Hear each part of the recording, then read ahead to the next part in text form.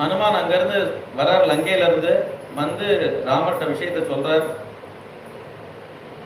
கண்டேன் சீதையே அப்படின்னு சொல்றார். சொன்னதுமே ராமர் பகு தைரியத்தை அடைஞ்சாராம். உடனே ஒரு க்ஷணத்துல பகு தைரியத்தை அடைஞ்சு அவர் அந்த நாடிகள்லாம் தளர்ந்துட்டான்.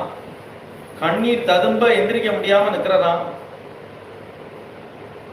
அவரோட சுவாபாவிகமான ஐஸ்வர்யம் ஒண்ணு உண்டே. காட்டுக்கு வந்த கூட அப்படி சோபையோட தானே இருந்தார். அவர் ஐஸ்வர்யம் குறையவே குறையாதே அப்படின்னா, எவ்வளவுதான் ஐஸ்வர்யம் இருக்கட்டும், அவர் அயோத்திபதியாவே அயோத்தியாவுக்கு ராஜாவாவே இருக்கட்டும், அந்த ஐஸ்வர்யம் கூட இருக்கட்டும், இல்ல வைகுண்டபதின்னு எடுத்துட்டாலும் அந்த ஐஸ்வர்யமும் இருக்கட்டும். ஆனா இந்த ஸ்ரீமான் எதிரில் அவர் தீனன் அப்படிங்கிறார். இந்த ஸ்ரீமான் என்ன ஸ்ரீ வச்சுட்டு இருக்கார் அப்படின்னா, கைங்கரியமாகிய ஸ்ரீ, பக்தியாகிய ஸ்ரீயை வச்சுட்டு இருக்கார். இவர் முன்னாடி நான் தீனன் அப்படிங்கிறார். இவர் மகாபிரபு, நான் தீனன் அப்படின்னு தன்னைத்தானே சொல்லிக்கிறார்.